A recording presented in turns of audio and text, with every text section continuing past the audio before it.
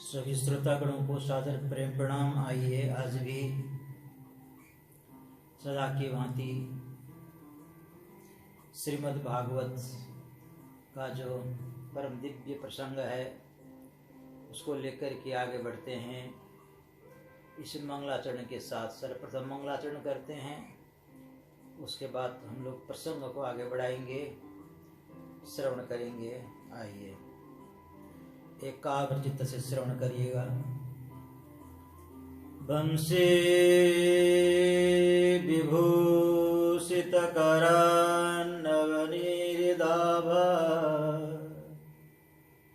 पीताम्बर दरुणबिम्ब फलाधरोष्टा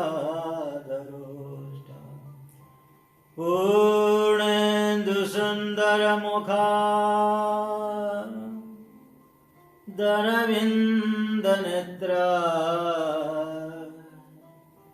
कृष्णात् परं किमपि तत्त्वमहं न जाने। तेरी सत्ता के बिना हे प्रभु मंगल मूल पत्ता भी हिलता नहीं, खिले ना कोई फूल।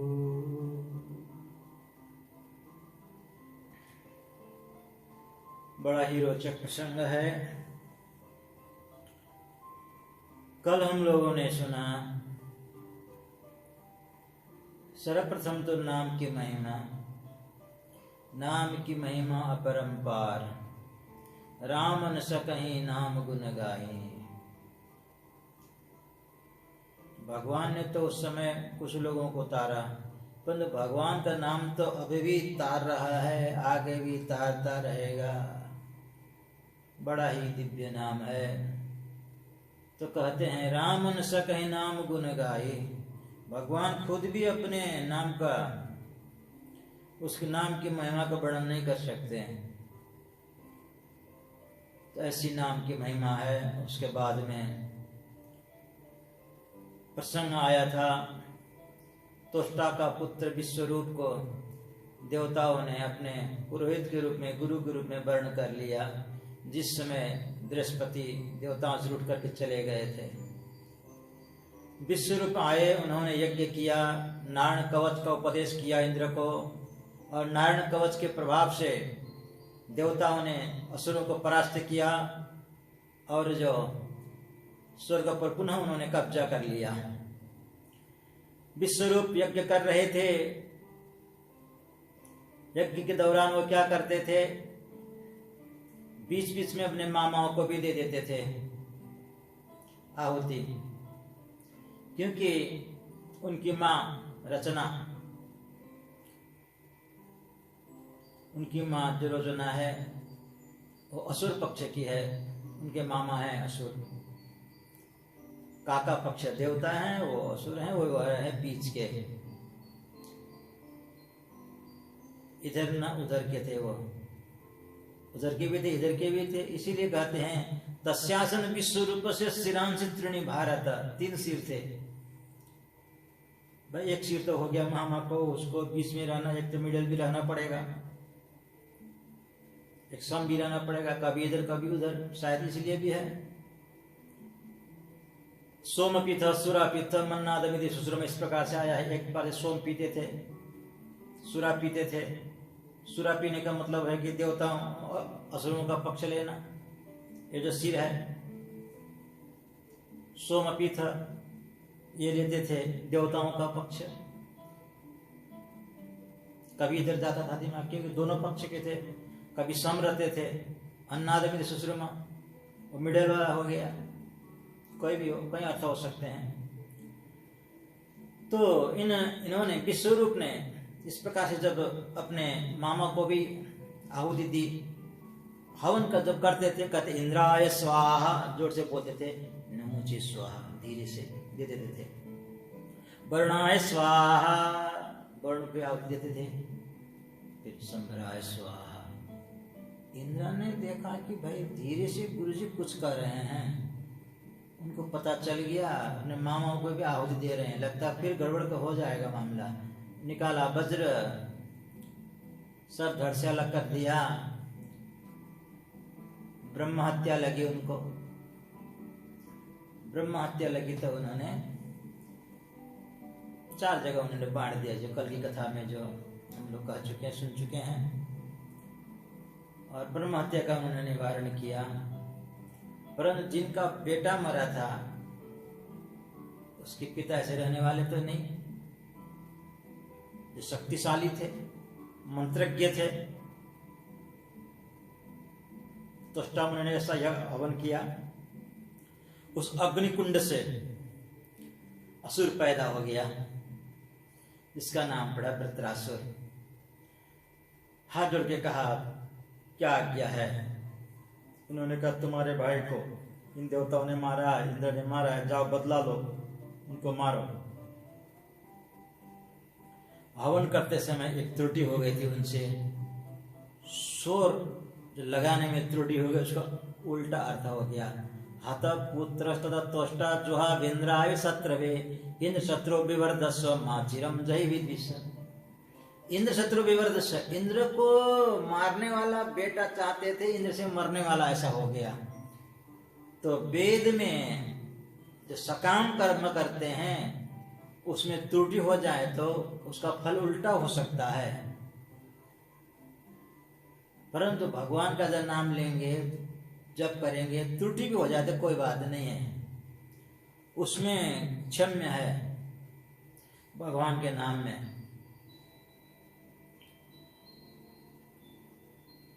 अब रामाय नमः बोलते हैं, अकारांत तो रामाय होता है चतुर्थ विभक्ति में, परंतु हरि में तो हरे होना चाहिए। लोग न जान करके हराय सुहा बोलेंगे तो भी चल जाता है, क्षम्य है वो भी। व्याकरण की दृष्टि से गलत है, परंतु भक्ति की दृष्टि से, हृदय की दृष्टि से, भगवान की दृष्टि में वो ठीक है, कोई बात नहीं है। इसमें भगवान त्रुटि देखते नहीं है, भाव देखते हैं, हृदय के भाव देखते हैं। तो यहाँ त्रुटि हो गई थी, इसलिए उनसे इंद्र को मारने वाला पुत्र चाहता, इंद्र से मरने वाला हो गया। वो जो वृत्रासुर विकराल रूप धारण किया था, उसको भेजा मारने के लिए। वो गया स्वर्ग में, भयंकर युद्ध हुआ, शस्त्र अस्त्र जब प्रहार करते थे देवता, पकड़ के मड़ के खा लेता था। देवता इतने घबराए, ऐसा तो कभी हुआ ही नहीं। तो शस्त्र कोई खा जाए, अस्त्र कोई खा जाए, हाँ, अब इसे कैसे जीतेंगे? बहुत समस्या हो गई। देवता वहां से भाग खड़े हुए, भगवान की प्रार्थना करने लगे।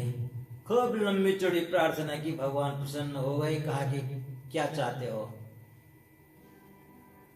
अदय जैसी कोई चीज नहीं है मेरे लिए, बताओ क्या चाहते हो? कहा कि प्रभु, हम तो आपके शरण में आते, जब भी संकट आता है आपको छोड़कर के हमारा कोई भी नहीं है। देखिए, 2 चीज है, देवताओं को भी संकट आता है तो देवता भगवान के शरण में जाते हैं, असुरों को जब संकट आता है तो असुर क्या करते हैं? अपने गुरु के शरण में जाते हैं। ये भगवान के शरण में आते नहीं है कभी भी। भाई ये 2 तो हैं बलवान, गुरु गोविंद दोनों खड़े, काजी लागू पाए। गुरु और गोविंद, देवता गोविंद के शरण में जाते हैं, असुर गुरु के शरण में जाते हैं। इसलिए कभी ये जीतते हैं, कभी वो जीतते हैं, ये चलता रहता है। तो भगवान से प्रार्थना की, भगवान ने कहा एक काम करो, ये जो वृत्रासुर है इसको तो शस्त्र अस्त्र से मार नहीं सकोगे, ये मंत्र से पैदा हुआ है, मंत्र युक्त शस्त्र से मरेगा। ये तो अग्निकुंड से पैदा हुआ है, ऐसे मरने वाला नहीं है। तो महाराज कैसे मरेगा? तो भगवान ने कहा जाओ दधीची मुनि के यहाँ जाओ। दधीची मुनि ब्रह्मज्ञानी हैं, उन्होंने ब्रह्म ज्ञान का उपदेश किया था अश्विनी कुमारों को, इसलिए उनका एक नाम अश्वशिरा भी है। अश्व को सिर से उन्होंने उपदेश किया था। ये देवता अब आए उनके शरण में। भगवान ने कहा तो सीधे चले आए। भगवान ने कहा था उसकी अस्थि मांगना और उस अस्थि से वज्र बनाना, उसी वज्र से मरेगा, उसी शस्त्र से मरेगा वो। तो दधीचि मुनि के आश्रम में आए दंडवत करते हुए। दधीचि मुनि ने देखा भाई ये तो बड़ी भीड़ है, क्या मामला है, और नजदीक आए तो मालूम पड़ा कि तो इंद्र हैं, दंडवत कर रहे हैं, जय जयकार कर रहे हैं। मामला क्या है भाई, ये तो कभी आने वाले नहीं हमारे आश्रम में, इन्होंने तो मेरा गर्दन उड़ा दिया था। ये शस्त्र प्रहार करके मेरे गर्दन उड़ाने, मुझे मारने वाले व्यक्ति आज दंडवत कर रहे हैं, लगता है बड़ा संकट पड़ गया होगा।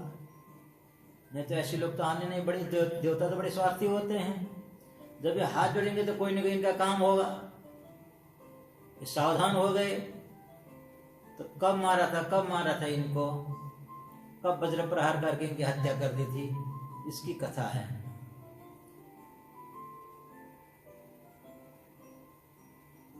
इन्होंने अश्विनी कुमार को, दधीचि ने अश्विनी कुमार को ब्रह्म ज्ञान देने का आश्वासन दिया था।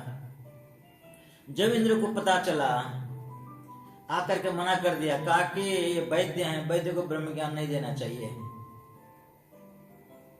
वैद्य ब्रह्म ज्ञान का अधिकारी नहीं है, इसलिए मत दो। ये दोगे तो जिस मुख से दोगे, जिस उसको सारी उड़ा दूंगा मैं, ऐसा कहा। आश्वासन दे चुके थे। इंद्र इतना कहा कि चले गए। अश्विनी कुमार आए, भाई ब्रह्म ज्ञान लेते हैं तो क्या करते हैं, गुरु पूजा करते हैं ना भाई, फल फूल लाते हैं, गुरु के चरण में रखते हैं, पूजा करते हैं, सरस्वती जी की भी पूजा करते हैं। ऐसे जाकर के ब्रह्म ज्ञान तो नहीं हो सकता है, नहीं मिलेगा ऐसे। तद्विद्धि प्रणिपातेन परिप्रश्नेन सेवया उपदेक्षन्ति ते ज्ञानिनः तत्त्वदर्शिनः। तो अपने सामग्री लेके आए, तब इन्होंने कहा भी इंद्र आए थे। दधीचि मुनि ने कहा भी इंद्र आए थे। तो क्या कहा इंद्र ने? इंद्र ने कहा है तो उपदेश करोगे उनको, अश्विनी कुमारों को, तुम्हारा गर्दन उड़ा दूंगा।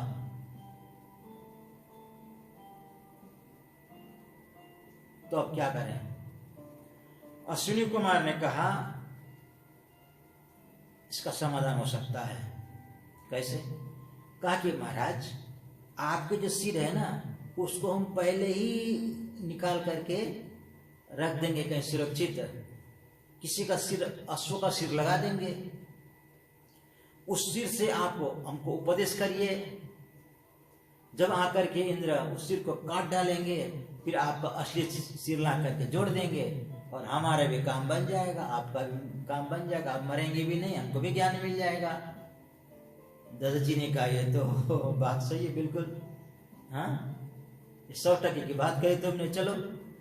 तो उन्होंने अपने, वो तो वैद्य हैं, स्वर्ग के वैद्य, उनके लिए छोटी सी बात है, तो गर्दन उतार करके ले जाके सुरक्षित रखे और आकर के गुरु पूजन किया, जीवित कर दिया उनको, सिर लगा दिया, जीवित हो गए और पूजन किया और उन्होंने ब्रह्म ज्ञान को उपदेश किया। करने के बाद में जब पता चला इंद्र को, इंद्र नाराज हो गए, आ गए, आकर के उनका सिर धड़ से अलग कर दिया और चले गए, सोचा कि मर गया। और इधर में अश्विनी कुमारों ने उस सिर को लाके पुनः जोड़ दिया और गुरु जी के चरण में प्रणाम किया। गुरु जी भी खुश हो गए, अश्विनी कुमार भी प्रसन्न हो गए और दोनों का काम बन गया। आज ये दधीचि मुनि ये वही सोच रहे हैं, यही इंद्र ने मेरा सिर उतार दिया था, आज ये दंडवत कर रहा है, क्या मामला है। आकर के कहा, दधीचि ने स्वागत किया, सभी देवी देवताओं का स्वागत किया। स्वागत करने पर कहा क्या काम है बताइए, मैं आपकी क्या सेवा कर सकता हूँ।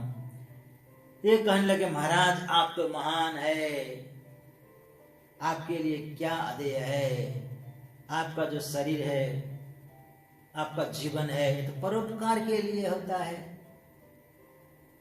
परोपकाराय सताम विभूतय। आप जैसे लोग तो परोपकार के लिए जीवित रहते हैं। दधीचि ने कहा क्या कहना चाहते हो पहले कहो। तब कहा ननु स्वार्थ परो लोको न वेद पर संकटम यदि वेदनया चेत नेति न यदि सुरा। महाराज आपकी अस्थि हमको चाहिए, क्या करोगे? कहा कि बड़ा उपकार होगा। ये वृत्रासुर ने नाक में दम कर रखा है, हम स्वर्ग खाली कर दिया उसने, हम भागे भागे फिर रहे हैं, और आप अस्थि अपना अस्थि दे देंगे तो बड़ा परोपकार होगा, देवताओं का परोपकार होगा। तो उन्होंने कहा ठीक है, एक दिन तो मरना ही है, शरीर छोड़ना ही है इसको, तो काम आ जाए कोई बात नहीं है। उन्होंने फिर प्राणायाम किया, योग के द्वारा शरीर को छोड़ दिया, और कामधेनु ने चाट करके उसको चर्म और मांस को वहां से निकाल दिया। इसीलिए गाय का संपूर्ण भाग, संपूर्ण शरीर पवित्र होता है, केवल मुख पवित्र नहीं होता है। इसीलिए जो दूध धोते हैं उस समय जो झाग होता है उसको फेंकना पड़ता है। जो बछड़े का मुख भी लगता है ना, वही तो वही मुख ही है वो, जिसको धोके करते हैं। और गाय का मुख लगा दे अपवित्र मानते हैं। पूरा शरीर में देवताओं का वास है, गोबर में भी वास है, गोमूत्र में भी वास है, सब पवित्र है कि मुख को छोड़ करके, क्योंकि उन्होंने एक जो ऋषि का चर्म को और मांस को मुख से चाट करके अलग कर दिया था। उसके बाद में उस अस्थि को ले जाते हैं, वज्र निर्माण करते हैं और युद्ध होता है, भयंकर युद्ध होता है। इतना बड़ा युद्ध हो गया कि देवताओं ने तो असुरों को तो परास्त कर दिया, लगभग सारे असुर भागने लगे। वृत्रासुर युद्ध कर रहा था, देखा सारे असुर भाग रहे हैं, कहा कि अरे तुम कहाँ भाग के कहाँ जाओगे, अरे रुको रुको, अरे जिसके सर पर काल है कैसे रुकेगा।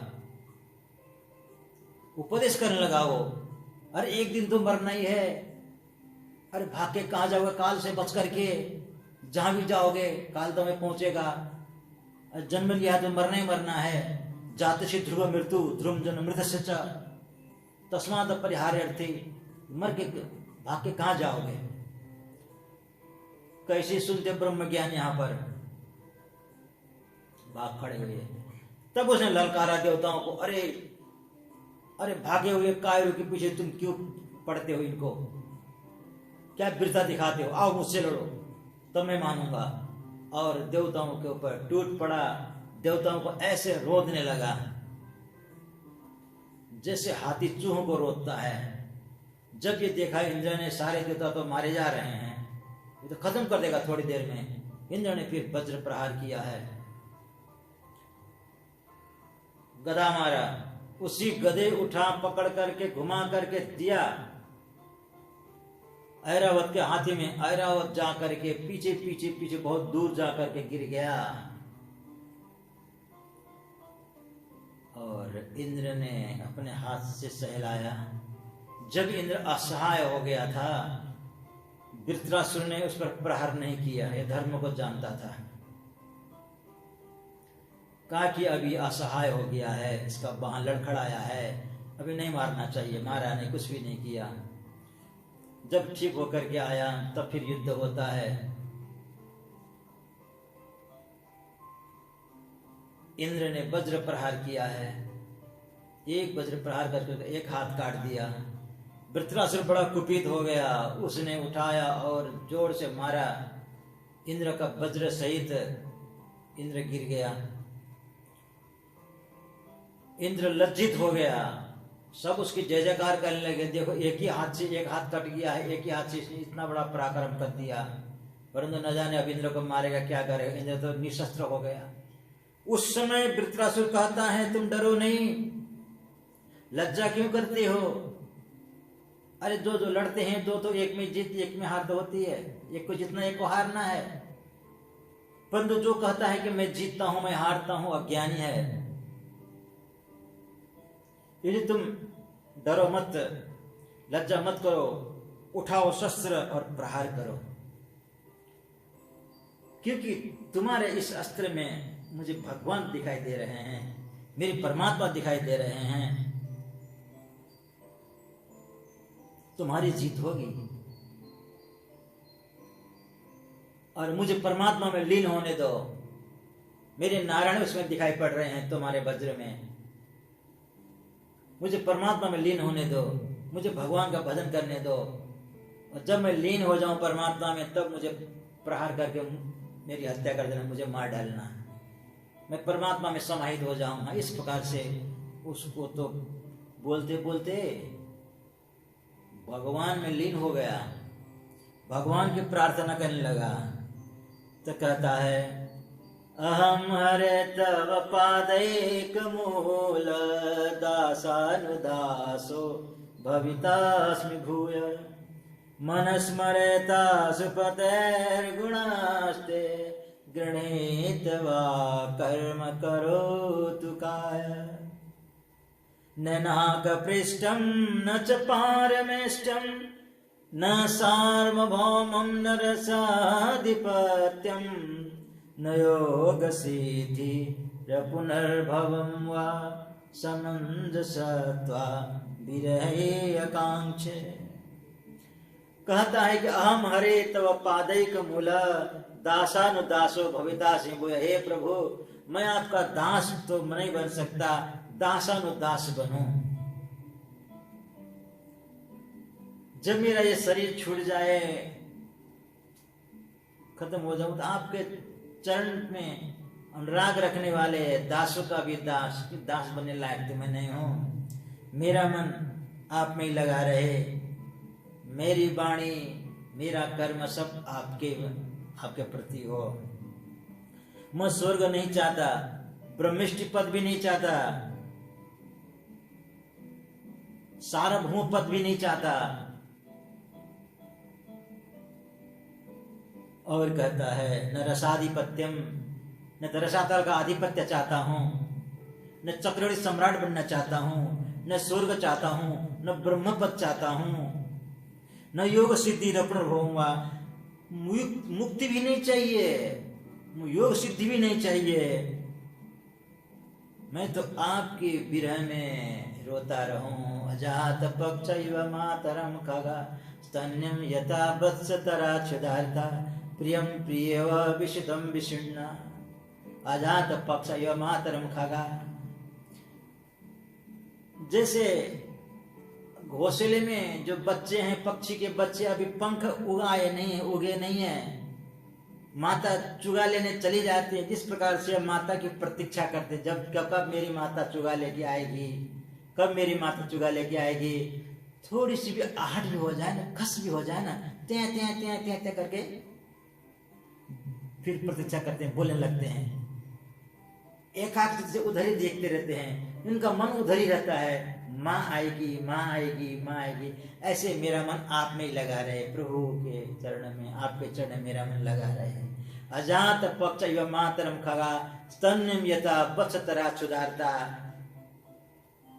गाय के छोटे छोटे बछड़े होते हैं, घर में बंधे होते हैं, जो गाय जो चरने चली जाती हैं, वो भूखे बछड़े जिस प्रकार से शाम को अपनी माँ की प्रतीक्षा करते हैं, ऐसे प्रतीक्षा मैं आपको करूं प्रभु। जैसे बछड़े प्रतीक्षा करते हैं, सुबह से लेकर के शाम तक प्रतीक्षा करते रहते हैं, कब माँ आएगी कब माँ आएगी, ऐसे प्रतीक्षा रहते रहूं, आपके दर्शन के लिए प्रतीक्षा रहता हूं। मेरी आंखें, मेरा मन, मेरा चित्त सब आप में ही लगा रहे हैं।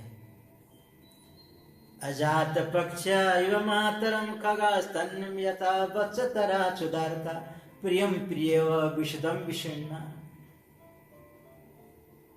किसी साध्वी का जो पतिव्रता का पति जब परदेश चला जाता है, जिस प्रकार से अपने पति की प्रतीक्षा करती है वो पतिव्रता, उसी प्रकार से मैं आपकी प्रतीक्षा करूं। और प्रभु मेरा जब जन्म हो तो ऐसी जगह जन्म दीजिए जब आपके भक्त कि चरण शरण मिले, आपके गुणानुवाद करने वाले ऐसे भक्त के चरण शरण में मेरा संसर्ग हो, मेरा संग हो। किसी कामी, किसी व्यक्ति ऐसे जो आपको न चाहने वाले व्यक्ति के पास मेरा संसर्ग भी न हो। मैं आपका चाहता रहूं, मैं आपका चाहता रहूं, आपकी प्रतीक्षा करता रहूं। इस प्रकार से जब भाव विभोर हो जाता है, इंद्र ने कहा अरे बाप रे बाप, ये तो बड़ा भक्त है। इंद्र ने कहा युद्ध के मैदान में कहाँ अच्छे अच्छे व्यक्ति का मन डोल जाता है, भगवान का भजन में लीन हो गया, वो भगवान के भक्ति में लीन हो गया। इंद्र ने कहा अहो दानव सिद्धोषी यशते मत ऋषि भक्त सर्वात्मनात्मानम सुहृदम जगदीश्वरम। तुम सिद्ध हो गए हो, तुम महान भक्त हो। तुम्हारे लिए क्या जय क्या पराजय, तुम्हारे जैसे व्यक्ति के लिए क्या स्वर्ग क्या नरक। हाँ, तुम्हें तो कुछ भी नहीं चाहिए। फिर युद्ध प्रारंभ होता है और इंद्र को प्रहार कर देता है और फिर युद्ध प्रारंभ होता है और उसका हाथ कट जाता है, एक हाथ भी कट गया। फिर के मुख से ही मुख फाड़ करके इंद्र की ओर बड़ा, ऐरावत के सहित इंद्र को निकल गया। इंद्र ने तो नारायण कवच पढ़ा था, नारायण कवच का ज्ञान था, इसीलिए कहते हैं 1 साल तक लगा पेट से बाहर निकलने में। वज्र से प्रहार करते करते करते करते किसी प्रकार से इंद्र बाहर निकला और उसको फिर खत्म कर दिया। फिर ब्रह्म हत्या लग गई। ये भी ब्राह्मण ही था, ब्राह्मण से पैदा हुआ था। तब इंद्र जा करके छुप गए मान सरोवर में, मान सरोवर के कमल दंड में जाकर के छुप गए। ब्रह्म हत्या पीछे लग गई, वहां जाके छुपे, खाने पीने को मिलता नहीं था, वो कमल नाल खा के रहते थे। क्योंकि खाना कौन पहुंचाएगा, देवताओं को खाना कौन पहुंचाता है? अग्नि। हम अग्नि में डालते हैं ना, इंद्राय स्वाहा कहते, इंद्र जिसका नाम लिया अग्नि देवता उसको पहुंचा देते हैं, जैसे पोस्टमैन की तरह एड्रेस देखता है पोस्टमैन, जहां वहां पहुंचा देता है। ऐसे अग्नि देवता है इंद्र के खाना पहुंचाने वाले, भोजन पहुंचाने वाले। वर्णाय स्वाहा कहा तो वर्ण को पहुंचा दिया। अब पानी में तो अग्नि जा नहीं सकते हैं, इसीलिए इंद्र भूखे रहे। सूर्य की व्यवस्था कैसे होगी फिर? तो फिर क्या किया, राजा तो कोई ना कोई चाहिए। बृहस्पति से उन्होंने सलाह लिया, देवताओं ने कहा कि इस समय पृथ्वी में एक राजा है नहुस, वाकई बड़ा प्रभावशाली है, उसी को बनाते हैं। जब तक इंद्र नहीं आएंगे, ब्रह्म हत्या का निवारण नहीं होगा, तब तक उसी को इंद्र बनाते हैं। इसीलिए नहुस को इंद्र बनाया। स्वर्ग में रहने वाले राजा चक्रवर्ती राजा नहुस, हाँ, पृथ्वी में रहने वाले स्वर्ग के राजा बने तो फूले न समाये। अहंकार आ गया, बुद्धि खराब हो गई, इंद्राणी पर, सची पर उनकी नजर गई। एक दिन उनसे कहा, सची से, इंद्राणी से, देखो इस समय तुम इंद्र, यहाँ का राजा हूं, मैं इंद्र हूं, तुम इंद्राणी हो, तुम मुझे स्वीकार करो। वो तो अब आने वाले नहीं है। उन्होंने देखा ये तो बड़ा पापी है भाई, इसकी बड़ी बुरी नजर है। गुरु उससे कहा, बृहस्पति जी से, उन्होंने कहा कि हम कुछ कह भी नहीं सकते, अभी राजा तो वही है, तो एक उपाय है इसको नाश करने का। क्या? उनसे कहो, राजा से, उससे, न उससे, ठीक है मैं स्वीकार करती हूँ, परंतु आप मेरे यहाँ सप्तऋषियों को पालकी ढुआ करके लेके आ जाइए। आप पालकी में बैठिए, सप्तऋषि पालकी आपकी पालकी ढुआएं, तब मैं आपको स्वीकार करूंगी। कोई कौन सी बड़ी बात है, मैं इस समय इंद्र हूं, जिसको ऑर्डर दूंगा वो आ जाएगा, करेगा काम। सप्तऋषियों को बुलाया, कहा कि तुम मेरी पालकी ढो। ढंग से देखा ऋषियों ने, कौन सा इंद्र भाई ये तो, अरे इंद्र भी हमारी जो चढ़ के पूजा करता है, ये तो कहता है पालकी ढो। चलो कोई बात नहीं, इंद्र ढोना पड़ेगा। और अनमने होकर के ढोए, और उसको तो कामासक्त हो गया था वो तो। उसने कहा सर्प सर्प सर्प। आगे तो दुर्वासा ऋषि थे, कान में ठोकर मार दिया पैर से, नाराज हो गए दुर्वासा। सर्प सर्प पकड़ा, सर्प हो जा, जा तो सर्प हो जा। और बेचारे तुरंत सर्प नाश हो गया। कहा कि महाराज उद्धार कैसे होगा, उद्धार कैसे होगा, ये तो मैं तो बर्बाद हो गया। हाथ जोड़ने लगा। तब कहा कोई बात नहीं, तुम अभी हमारे शरण में आए हो, तुम्हारी बुद्धि अभी अकल ठिकाने में आ गई है, जाओ। जब भगवान श्री कृष्ण इस भूतल पर आएंगे उस समय तुम्हारे भगवान के द्वारा तुम्हारा कल्याण होगा, जाओ।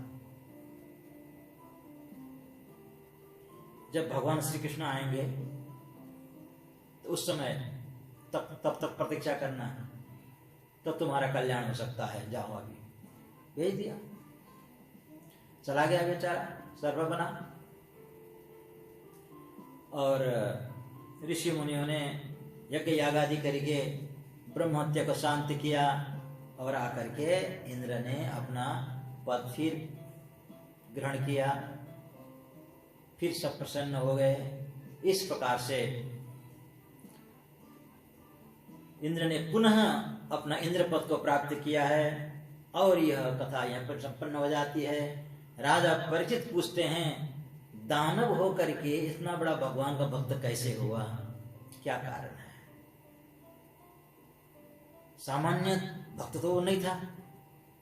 युद्ध के मैदान में ज्ञानियों का भी दिमाग डोल जाता है, बुद्धि डोल जाती है, और एक दानव हो करके भगवान की भक्ति करने लगा, जो इंद्र से पाला पड़ा, इंद्र से युद्ध कर रहा है और भगवान की भक्ति करता है। तो कौन था यह? सुखदेव महाराज उसका उत्तर देते हैं, यह पूर्व जन्म में चित्रकेतु नाम का एक राजा था। इस कथा को कल रखेंगे।